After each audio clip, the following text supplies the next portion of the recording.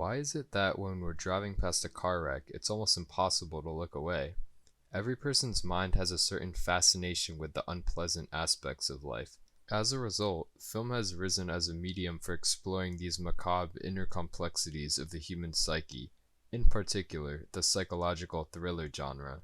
In the late 60s and early 70s, psychological thrillers reached new heights with the New Hollywood movement, where the weak financial state of movie studios forced filmmakers to shift away from spectacle in favor of more risky and stylized narratives. When American movie studios eventually recovered in the mid-70s, a new era of film began, the age of the blockbuster. With this new focus on large budgets, action, and flashiness, the small-scale narrative-driven and often discomforting themes of the psychological thriller were largely phased out. Over its storied history, the American psychological thriller has seen its share of change while also retaining many of the original elements the genre became known for.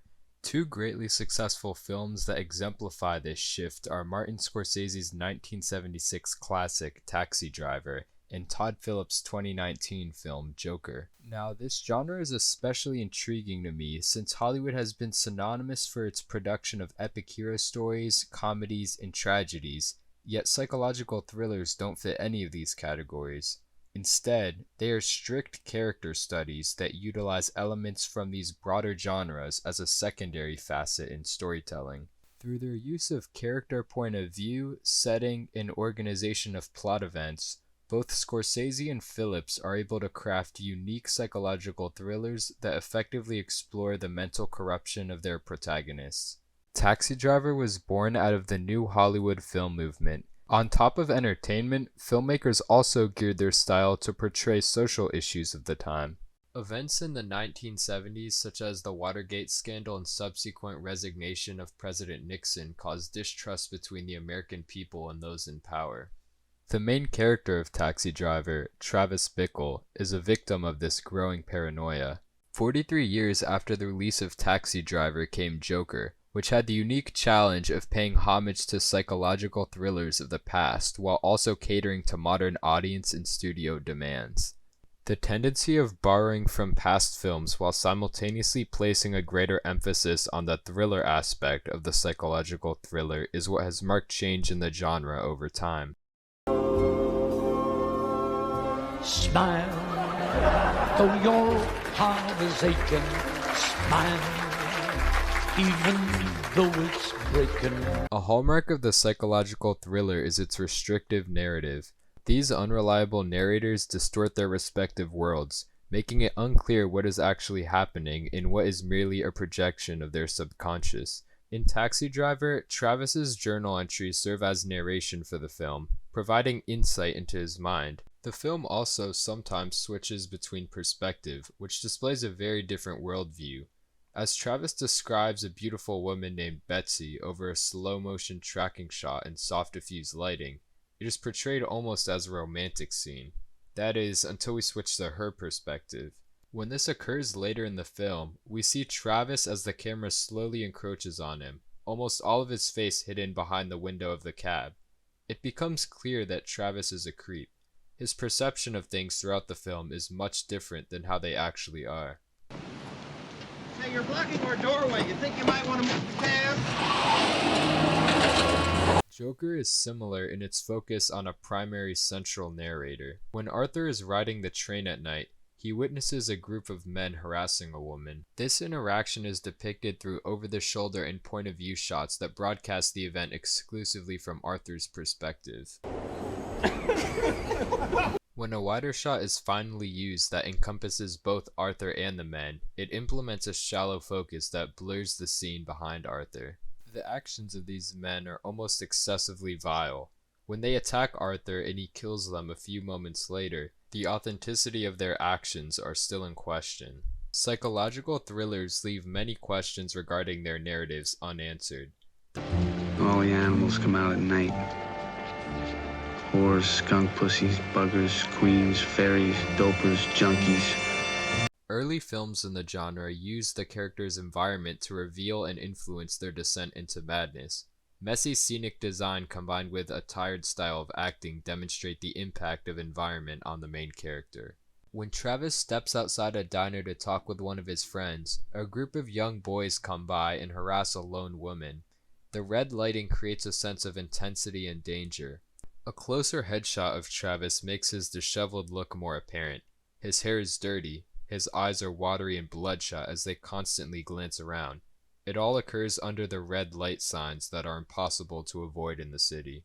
Taxi Driver also takes place in a New York-esque city. However, the city itself plays a comparatively small role in Arthur's transformation over the film.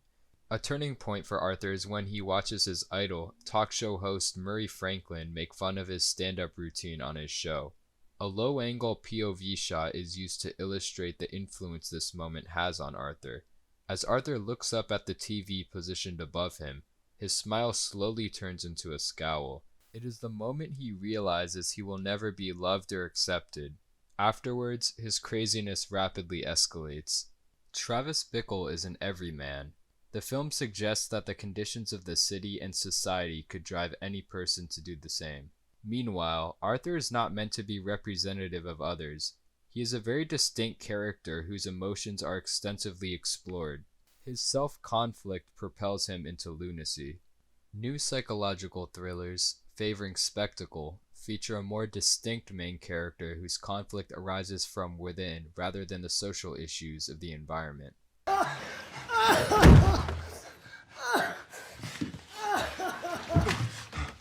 Why would you do that? One of the most noticeable differences between the two films is their use and portrayal of violence. Taxi Driver is very conservative with its implementation of violence throughout. There are only 2 scenes that include any violence, these being when Travis shoots an armed robber at a convenience store and the ending rampage. Travis's ending rampage is a particularly interesting scene as it differs drastically from modern depictions of violence in film. It takes place in a dark, dingy building with desaturated colors, making it hard to see exactly what is going on. The lack of non-diegetic material is evident as any small movement is heard.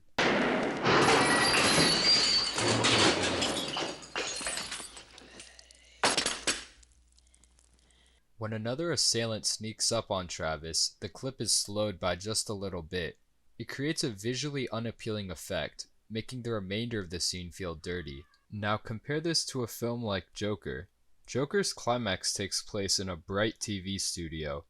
After a heated exchange, a shallow focus is used to isolate Arthur and Murray as their interaction becomes more hostile. Then, a soft drum beat enters that becomes progressively louder and louder until... That piece of my trash! Call the police, I'll tell you what you get! Call the police! Get what you fucking deserve! It is undoubtedly a spectacle, much like the other acts of vicious violence throughout the film. In contrast, Taxi Driver drew heavy criticism for its violent finale, and it was even forced by the MPAA to desaturate its colors in its finale to receive an R rating. Changing industry norms in relation to what was acceptable to display on film, along with audience preference, influenced what directors of American psychological thrillers depicted in their films. So why does this all matter?